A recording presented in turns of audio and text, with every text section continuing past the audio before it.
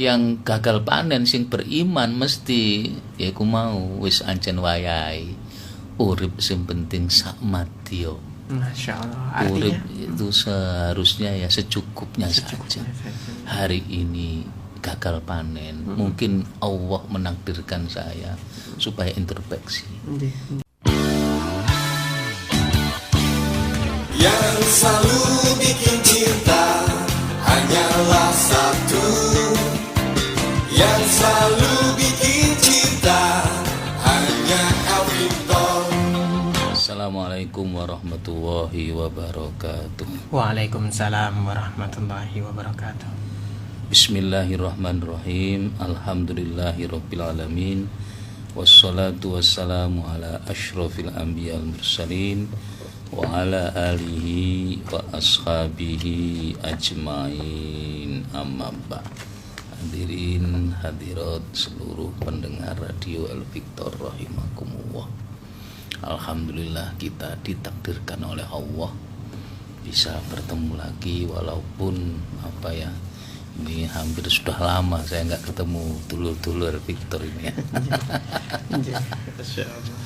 Hari ini saya akan membawa tema ringan-ringan saja, Gus Ishak, yaitu ujian kehidupan manusia.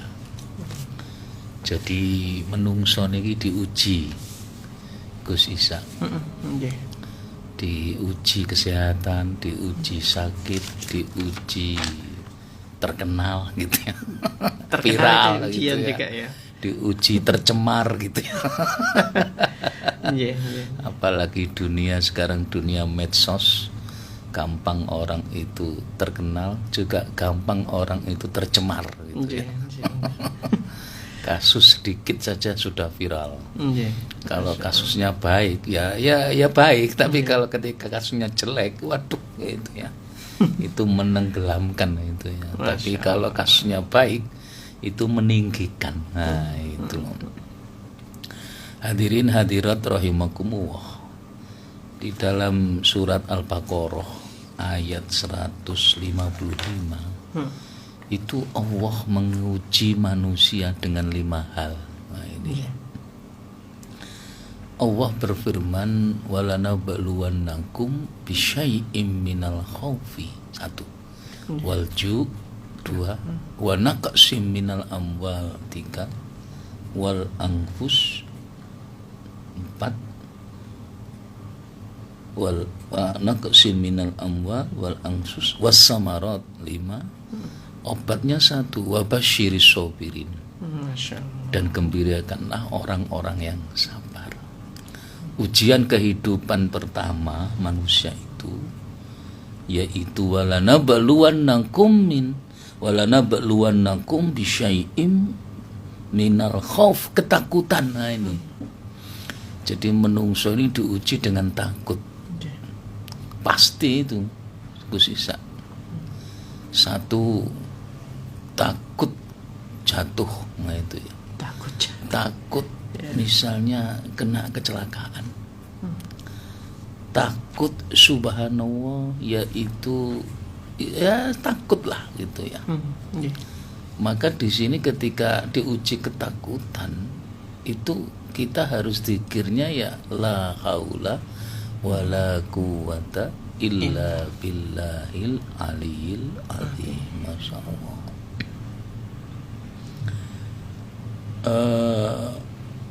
Ini ada cerita Mas Ishak, Gus Ishak. Ada salah satu jamaah kami yang tahun yang lalu umroh dari Juanda sini. Ketika pesawat take off ya, pesawat take off sampai di atas itu ada asap. Langsung panik mereka itu. Lampu mati, AC mati. Terus diumumkan oleh pramugari harap tenang karena itu mau berangkat di sini. Itu karena ada salah satu mesin yang kebakaran. Ya Allah. Itu panik itu. Tapi ada satu orang yang tidak panik. Zikirnya ya la haula wala quwata illa billahil aliyil azim. Yang lainnya panik. Gimana? Akhirnya pesawat puter-puter terus. Terus kemudian menghubungi counter di menara bandara. Terus kemudian alhamdulillah dikasih jalan. Yang lain pesawat mau landing itu ditunda. Ini diutamakan. Masya Allah.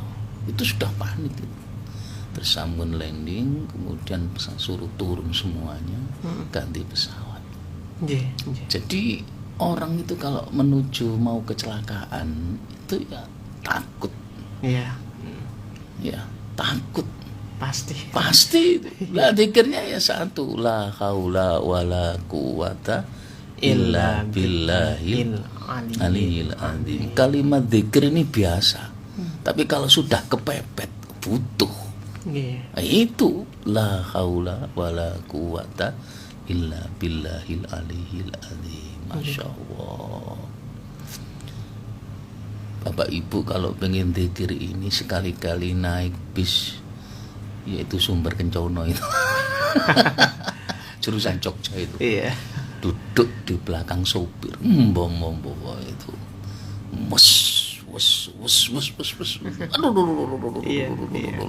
Zikirnya ya la haula wala quwata illa billahil aliyil azim. Ya Allah. Makanya kita kalau melihat peristiwa-peristiwa alam, Masya Allah, tahu-tahu jembatan putus di Lumajang, tahu-tahu kereta di Semarang itu nabrak konter itu, terkonter itu, ya Allah. Itu zikirnya ya la haula wala quwata illa billahil aliyil azim. Ada alasannya nggak ya? Kenapa kok harus zikir ini ketika waktu dalam peristiwa mau kecelakaan? Karena seakan-akan kita dalam posisi nyaman, tidak butuh Allah. Itu ada perasaan orang itu.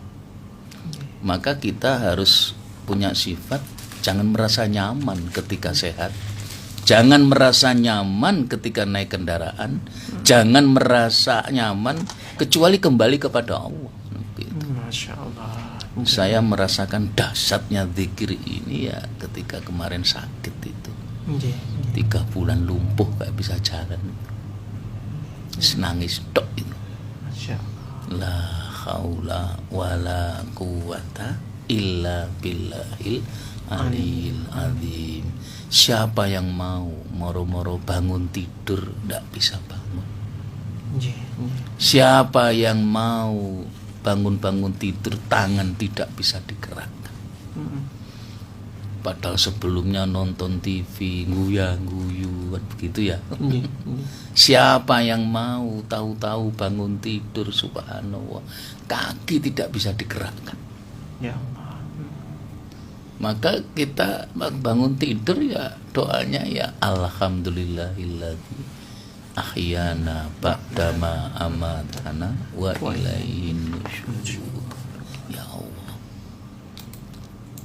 Ya betul lah kalau kita seandainya sakit, kena musibah, itu zikirnya ya ini la haula wala quwata illa billahil aliyil azim. Nanti Kusisa tak kasih 9 zikir dan doa penolak bala. Itu 9 itu ya. Ya, yang dibaca oleh ulama-ulama, kiai-kiai sepuh pada waktu Covid kemarin. Yang 2 tahun itu kita kena Covid ya. Ini alhamdulillah jamaah Deltasari sudah saya kasih, jamaah Banga sudah, jamaah Mangunan sudah. Tinggal yang lainnya nanti saya kopikan nanti itu. Hanya kertas saja dan bisa diamalkan habis sholat. Itu ujian yang pertama apa? Ketakutan. Ujian yang kedua yaitu subhanallah walju, kelaparan. Kita pernah diuji kelaparan ini kemarin ketika Covid. Ya, ekonomi lumpuh. Pendidikan lumpuh. Transportasi lumpuh. Masya Allah. Ya, Masya Allah. Lumpuh total 2 tahun kemarin itu. Untung Indonesia bisa keluar dari krisis COVID. Kita tidak bisa bayangkan di negara-negara lain yang kelaparan itu sampai kena busung lapar. Masya Allah. Insya Allah kita cukup lah. Tapi jangan merasa zona nyaman. Siapa tahu suatu saat nanti kena krisis juga kan begini. Itu. Kita harus zikir lagi. La haula wala quwata illa billahil aliyyil adzim. Siapa yang menumbuhkan padi? Siapa yang menumbuhkan buah-buahan? Siapa yang menumbuhkan ketela, sayur-sayur? Itu Allah semuanya. Dan Indonesia ini negara paling subur di dunia. Apapun ditanam itu bisa tumbuh. Masya Allah. Bahkan dunia barat sekarang mau belajar tentang pengobatan herbal yang pohon-pohonan, daun-daunan itu bisa mengobati. Begitu ya. Ini kita harus bersyukur nih. Nah, ini ujian kedua, kelaparan ya. Ujian yang ketiga, wa naqsim minal amwal. Kekurangan harta. Ya Allah, Masya Allah. Siapa? Jangan merasa nyaman kalau sudah menjadi ASN, tiap bulan dapat gaji misalnya. Jangan merasa nyaman ketika menjadi seorang pejabat, karena ada masanya itu. Ada masa-masa pensiun. Masya Allah. Iya, nek pensiun sehat itu alhamdulillah. Tapi kalau pensiun tidak kuat, itu Masya Allah. Ada masanya, Mas. Orang itu ada masanya. Orang terkenal pun itu ada masanya. Tidak mungkin orang terkenal terus. Ya, tidak mungkin orang itu sehat terus. Tidak mungkin orang itu di atas terus, pasti suatu saat itu nanti. Lah yang kita minta kan harus stabil begitu ya. Stabil ada dan sebagainya itu. Tapi kadang-kadang orang sudah merasa nyaman ketika sehat. Orang itu merasa nyaman ketika sudah menjadi ASN.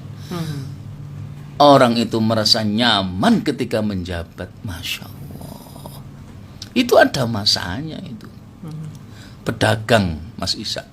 Itu ada masanya itu. Ada masanya. Ya kan? Iya. Oh iya, nggak mungkin lonjak terus naik ke atas. Tidak, suatu saat itu pasti dia turun itu.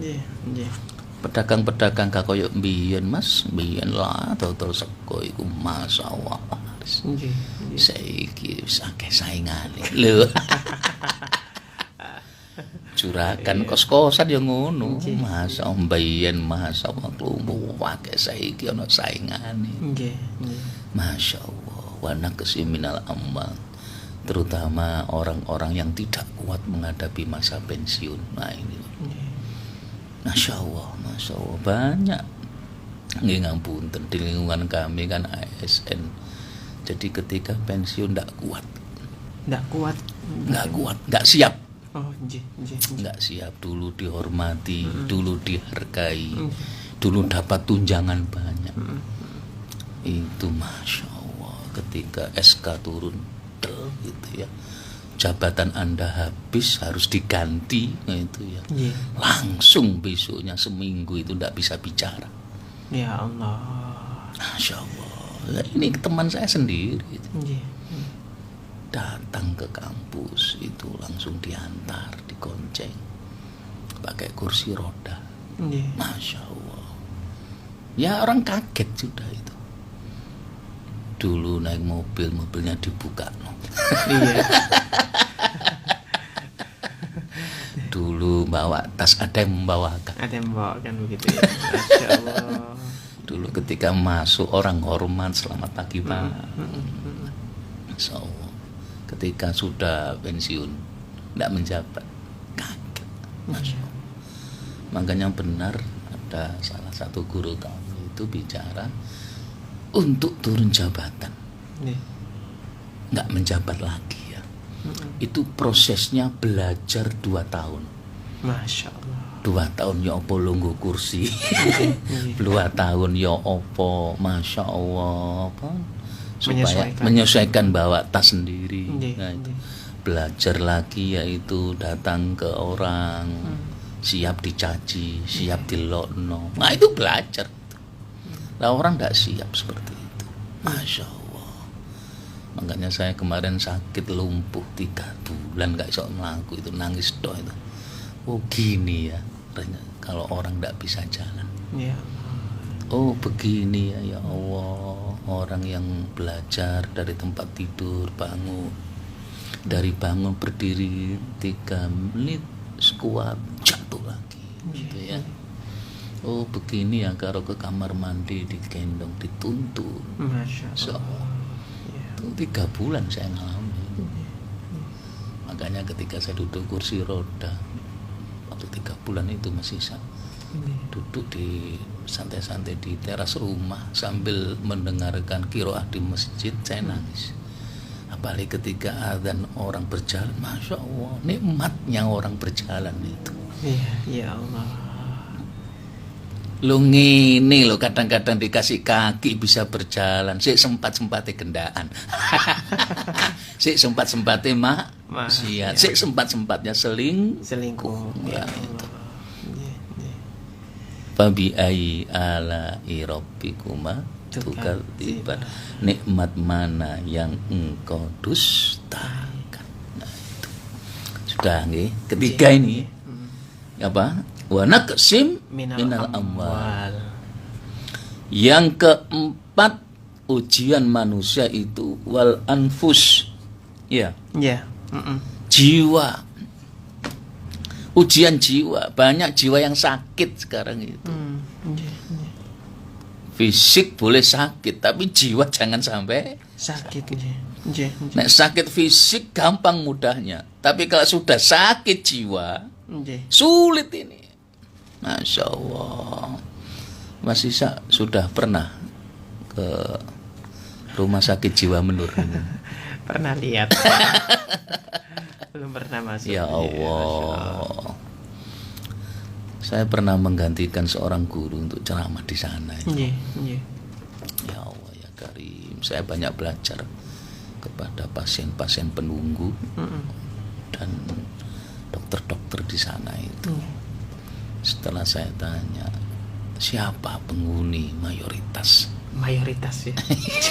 Rumah sakit jiwa Menur, maksudnya rumah sakit jiwa mana? Lawang Malang. Iya, Lawang Malang. Masya Allah, saya kaget jawabannya itu. Kenapa ya? 80% Pak penghuni ini adalah orang yang bergelar sarjana. Masya Allah. Ya sarjana semua itu. Nek gak sarjana mlebu rono pantes. Lah ini sarjana. Ya Allah. Ya Allah. Baik sarjana itu lulusan S1, S2 dan S3. Masya Allah. 80% orang ini yang masuk sini orang yang bergelar sarjana. Dan 80% rata-rata yang masuk rumah sakit jiwa itu orang yang punya, orang yang kaya. Masya Allah. Masya Allah. Terus saya bisik-bisik rata-rata sopo? Rata-rata Pak penghuni sini ya Allah mantan anggota dewan. Ya Allah ya Karim. Mantan pejabat. Masya Allah. Ya mantan camat, mantan bupati, mantan dewan.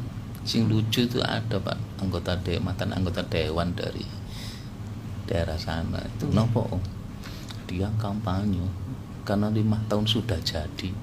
Terus dia nyalonkan lagi. Oleh saudaranya itu nggak boleh, jangan. Wis sampean wis oleh akeh gitu. Lu nyalon maneh.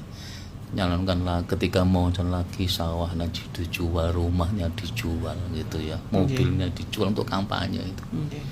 Setelah dijual akhirnya kampanye semua apa? Harta. Enggak, semua harta itu disumbangkan lah. Masjid ini dikasih TV, dikasih karpet dan sebagainya itu gratis. Seneng ngomong gitu ya. Begitu enggak jadi karpet dan TV ini jaluk maneh. Ya Allah. Ya Allah, sudah harta habis, istri minggat, enggak kuat. Stres, depresi, akhirnya masuk rumah sakit jiwa. Ya Allah. Itu wal anfus, itu pasti itu. Makanya ana istilah enggak BT gitu.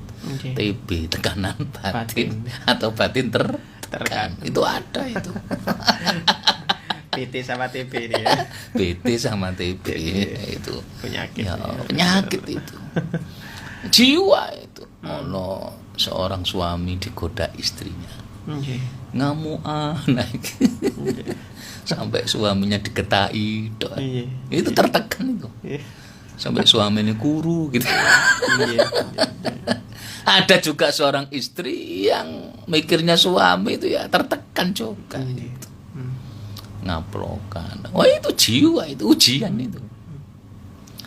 Masya Allah.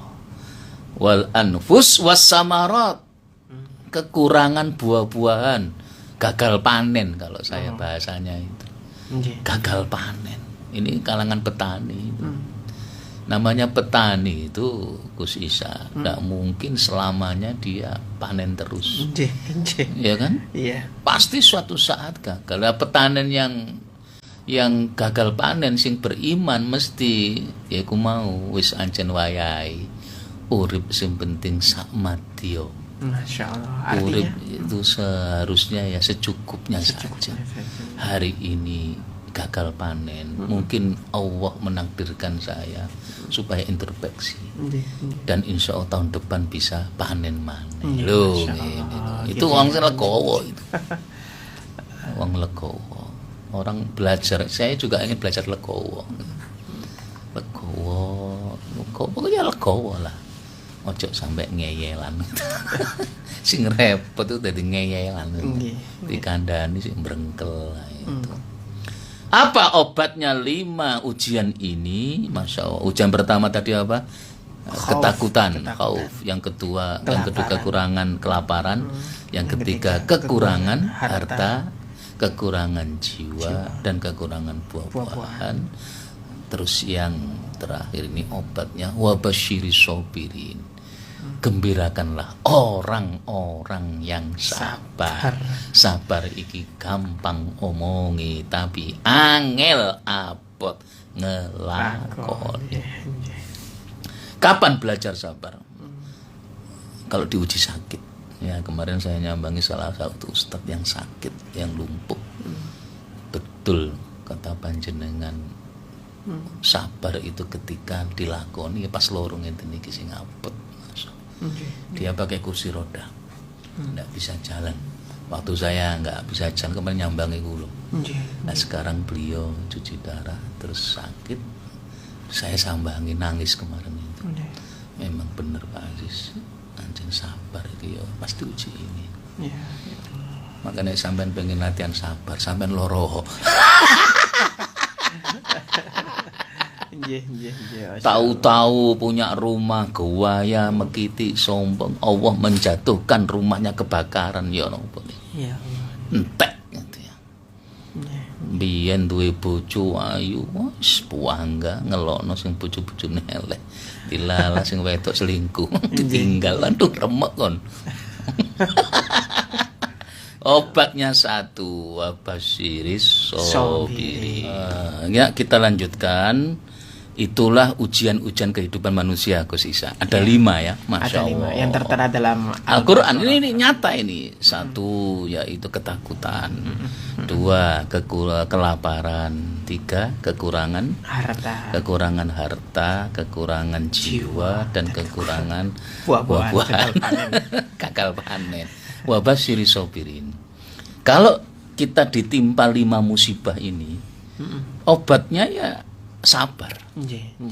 Dan sabar itu sudah saya tulis 9 zikir dan doa penolak bala. Ini ada 9. Ini doa-doa dari para ulama ketika COVID kemarin. Dan ini doa-doa ini yang termasuk saya baca ketika saya sakit kemarin itu.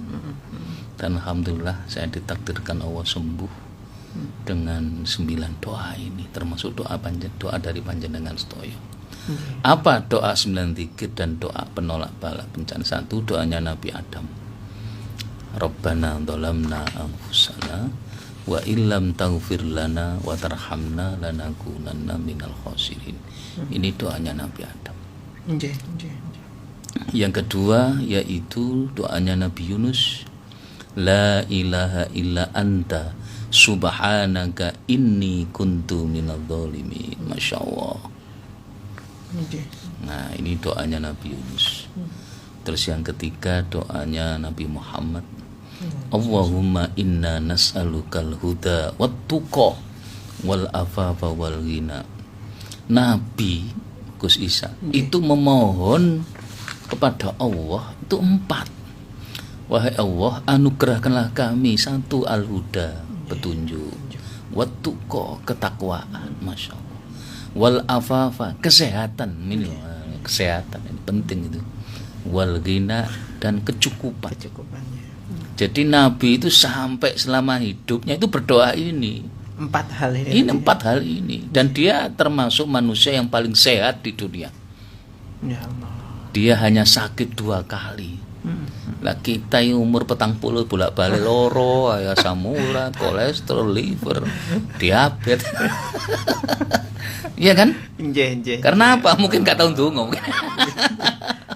Ya itu, Nabi itu subhanallah, afafa, kesehatan 3 ini Pak, kesehatan jasmani, kesehatan rohani, terus kemudian kesehatan ekonomi. Nah itu penting itu.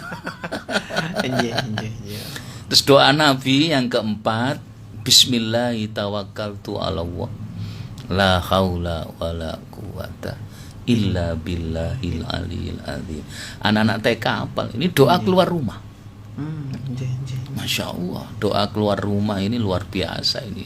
Punya wudhu, terus kemudian kalau bisa pamit anak, istri, suami gitu ya, cium tangan, kemudian berdoa di depan teras itu. Bismillahi tawakkaltu ala Allah, la haula wala quwata illa billahil aliyil. Asbabul wurud dari hadis ini saya baca itu ketika orang muslim baca doa ini, kesisang, malaikat itu turun.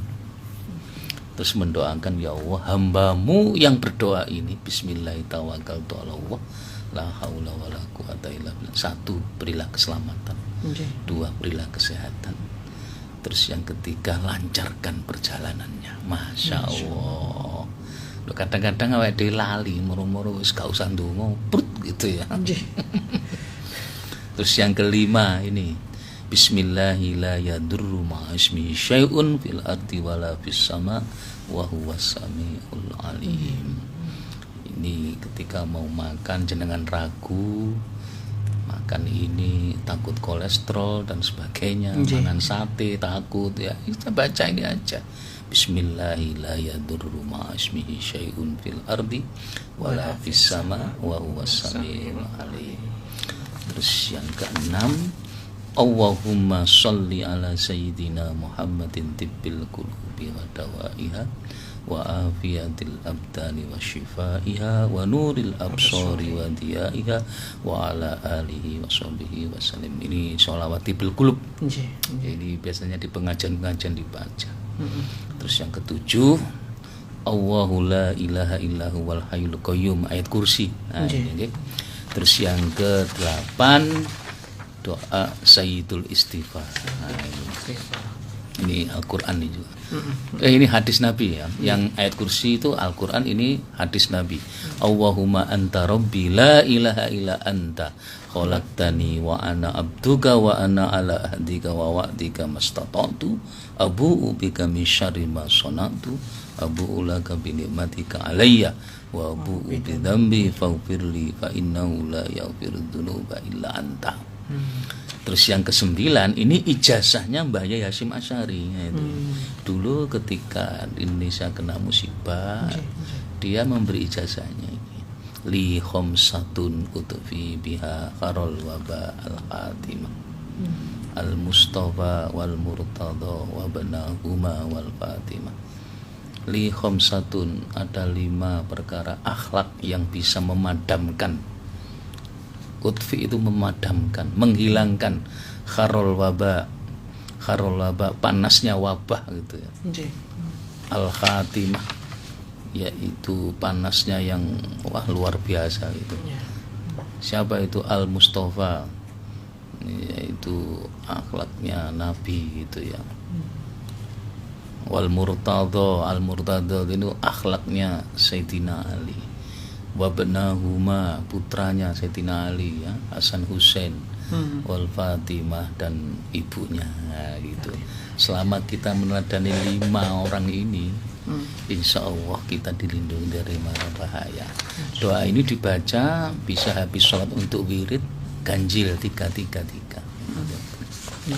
Untuk pendengar Al-Victor yang masih di jalan, ini masih ada fotokopi berapa ini? 5, tak tinggal di sini ya. Mungkin kalau ada yang mampir minta ini monggo. Untuk jamaah yang dari mana? Dari Gunung Sari, terus jamaah nanti suatu saat ketika saya ngaji saya fotokopikan. Ini yang sudah saya bagi jamaah Banga, jamaah Delta Sari ya, Jabal Nur, kemudian jamaah di Mangunan ya, ini sudah. Lah besok saya ngaji hari Jumat nanti ya akan saya bagikan di masjid mana Al-Kitor mungkin itu ya itu saya tinggalkan 5 ya nanti kalau ada pendengar ya sampean kasih aja ya. Kalau misalkan nanti pendengar ingin nanti bisa melihat di YouTube kita ya siaran ulang kita ngoten nggih. Ada siaran ulang nanti ya. Nanti di YouTube kita Al-Victor FM. Ya alhamdulillah sejak saya habis sakit kemarin alhamdulillah itu saya baca setiap habis sholat itu ya. Itu enggak sampai setengah jam kok. Membaca ini ya. Iya, enggak sampai setengah jam karena ini adalah penolak bala gitu. Di samping kita sakit ngapunten ikhtiar ya ke dokter. Tapi yang bisa menyembuhkan penyakit itu bukan dokter. Dokter, apotek, suntik, infus, rumah sakit itu nomor 2. Iya. Nomor 1 itu Pak Ishak yang bisa menyembuhkan penyakit bahagia. Bahagia. Iya, bahagia. Ya wong sabar itu harus bahagia. Nek gak bahagia ya sementino tambah loro kabeh remek itu nanti itu ya. Jadi yang bisa menyembuhkan 1 itu bahagia nomor 1. Dokter, obat, apotek, infus, terus rumah sakit itu nomor 2 itu. Nomor 2, nomor 1 itu harus bahagia kalau kita kena musibah. Nggih, terima kasih itu saja. Ya, baik Kiai. Kita akan memberikan kesempatan untuk dulur-dulur Al-Victor ya. Baik dulur, kita akan baca WA dulu ya pertanyaan dari dulur-dulur Al-Victor. Ya, ini ada pertanyaan. Ini juga banyak yang meminta ijazah doa tadi ya. Ini ada pertanyaan dari Ibu Nisa ya. Assalamualaikum Mas Ishak, Pak Yai mau tanya, doa apa buat menghadapi suami yang sifatnya sangat keras supaya saya sebagai istri tetap tawadhu dalam melakukan kewajiban setiap hari serta ujian-ujian yang lain. Terima kasih gitu. Ya, ini ya coba saja Ibu ya kalau menghadapi suami yang keras. Di buku zikirnya Pak Imam kan ada zikir ya latif itu ya. Baca itu. Terus yang kedua, kalau kita ditakdirkan ibu ditakdirkan oleh suami yang keras, itu tandanya ibu harus mendekat kepada yang punya suami. Siapa? Allah. Ya, kalau sudah suami keras, wis ketuklah pintu langit. Dengan mengambil air wudhu, gelar sajadah. Terus kemudian habis sholat bacakan Fatihah 41 kali. Untuk suaminya? Untuk suami, ya untuk suami. Karena yang keras itu suami gitu ya. Ini kemarin ada jamaah dari Jogja, gitu ya, yang kos di mana terus suatu pengajian nemu saya nggak usah bojoku kata dihubungi. Wis bacaan Fatihah 41 itu dibacakan itu alhamdulillah 3 hari langsung istrinya ngebel gitu.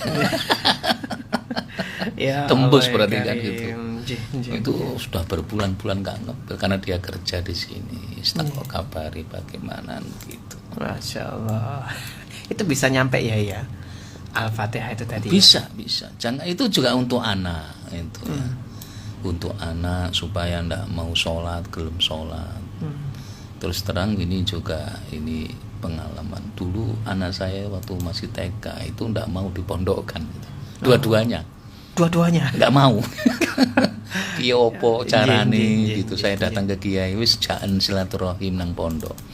Akhirnya dua anaknya saya ajak ke pondok, silaturahim delok-delok begitu. Itu waktu TK itu. Waktu TK sampai waktu SD kelas 2 kelas 3 itu saya ajak. Habis kelas 3 itu setelah saya ajak silaturahim ke pondok, silaturahim delok pondok, baru saya doakan.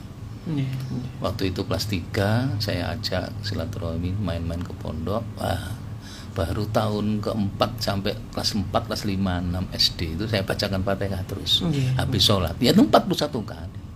Ya Allah, mugi-mugi anakku purun mondok gitu. Langsung ketika tamat minta ke pondok gitu. Ya Allah, gitu ya. Termasuk yang adiknya ini yang di Lirboyo itu juga begitu. Dulu nggak mau dia, tapi begitu saya Fatihai dan ibunya. Yang penting ayah ibunya harus ridho kan begitu. Ya mau akhirnya alhamdulillah kan. Masya Allah. 41 kali selepas sholat atau bagaimana? Idealnya ya habis sholat, setiap habis sholat wajib, tapi saya ambil waktu tertentu habis maghrib, terus kemudian habis subuh itu ya. Terus kemudian kalau ada waktu ya malam sebelum habis tahajud itu. Itu waktu-waktu sing ngantuk-ngantukan. Rawan gitu ya, waktu-waktu yang rawan. Banyak pantangannya begitu ya. Apakah untuk baca Al-Fatihah ini tadi itu kita bisa gunakan ketika waktu misalkan kita mempunyai masalah seperti banyak hutang, kita mempunyai masalah misalkan urusan keluarga dan seterusnya. Apakah bisa atau bagaimana ya? Bisa. Bisa ya. Ya termasuk banyak yang hutang ke kami terus kok gak nyaur-nyaur, saya butuh gitu. Ya bacakan Fatihah ya, supaya hatinya terbuka dan sebagainya. Ya akhirnya moro-moro dewe nyaur gitu. Atas nama orang itu tadi. Atas nama orang tadi, ya Allah berilah hidayah supaya dia terbuka mau nyaur hutang begitu. Masya Allah. Yang keren malahan orang yang ngutangi. Yang paling keren yang repot tuh kalau menghadapi orang dia hutang nggak punya niat nyaur. Ya betul. Bahaya itu. Gak bahaya tak? Masya Allah. Baik, lanjut ya. Kita ke satu telepon ya, boleh ya? Iya, monggo. Ya, kita terima telepon. Ini ada Bu Dia ya. Assalamualaikum warahmatullahi wabarakatuh.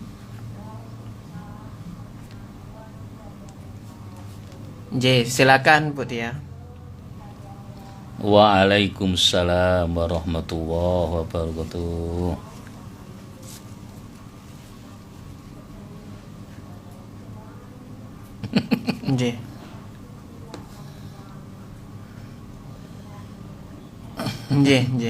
Monggo Putia karena waktunya terbatas.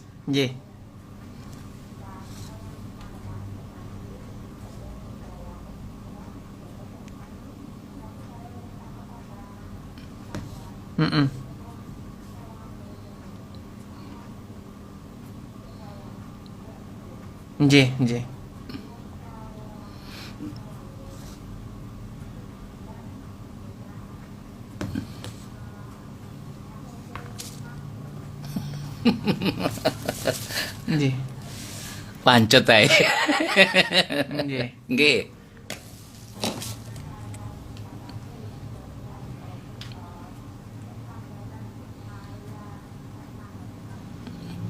Iya.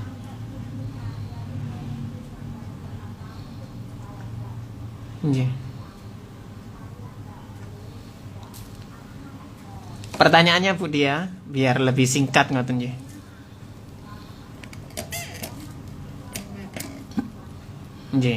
Baik. Terima kasih Bu Dia. Nggih, alhamdulillah.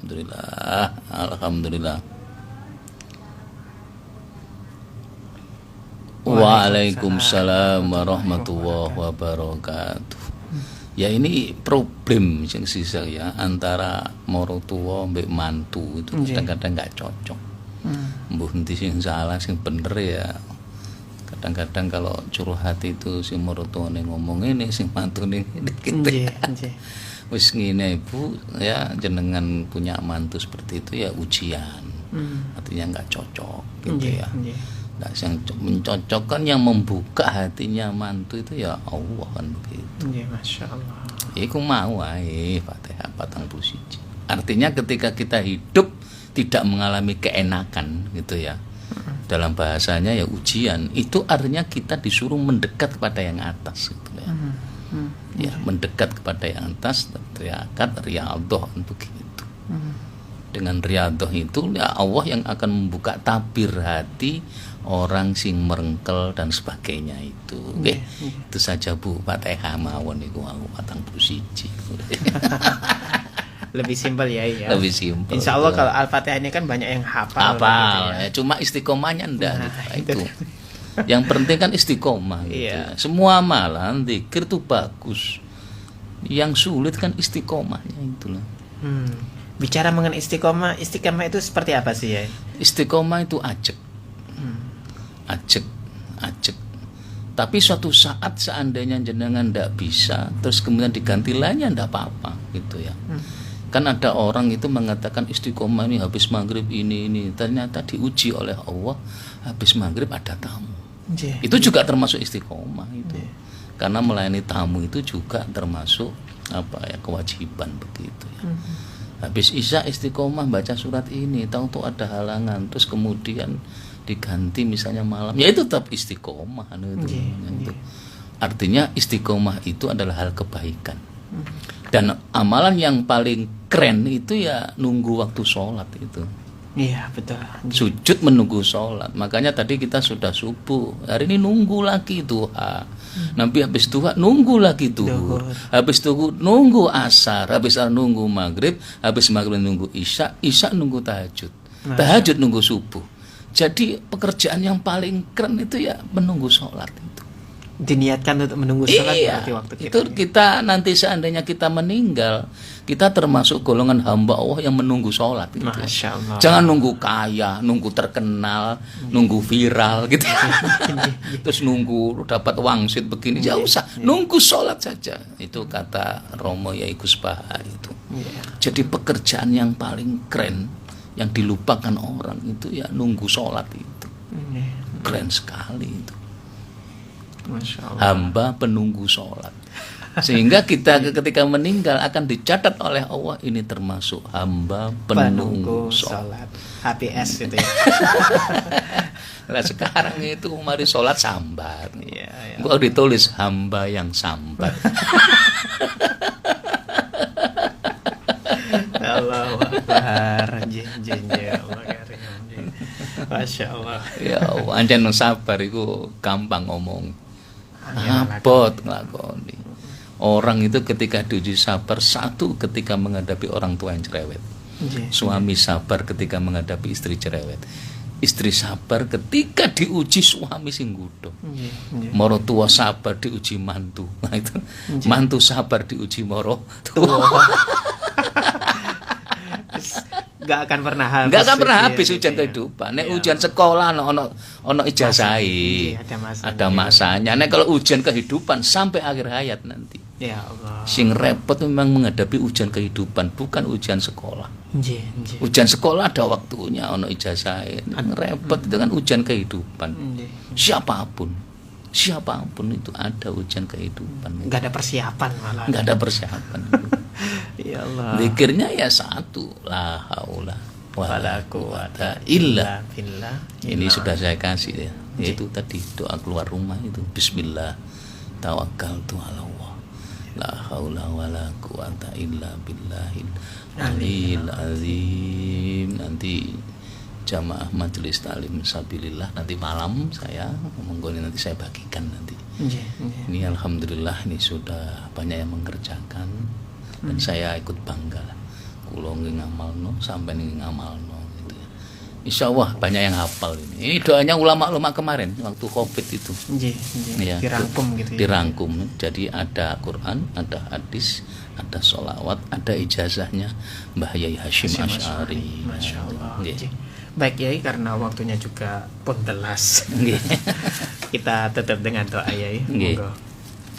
Ya, mudah-mudahan Gus Isa, seluruh keluarga besar El Victor dan seluruh pendengar diridhoi oleh Allah Subhanahu wa taala.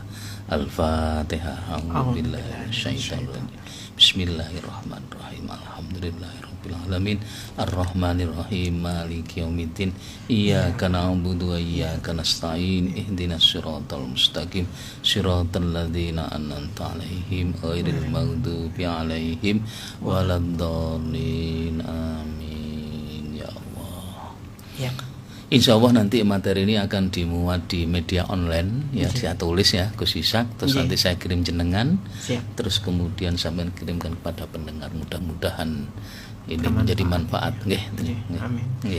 Matur sembah nuwun Yai atas ilmunya pada pagi hari ini. Wassalamualaikum warahmatullahi wabarakatuh. Waalaikumsalam warahmatullahi wabarakatuh.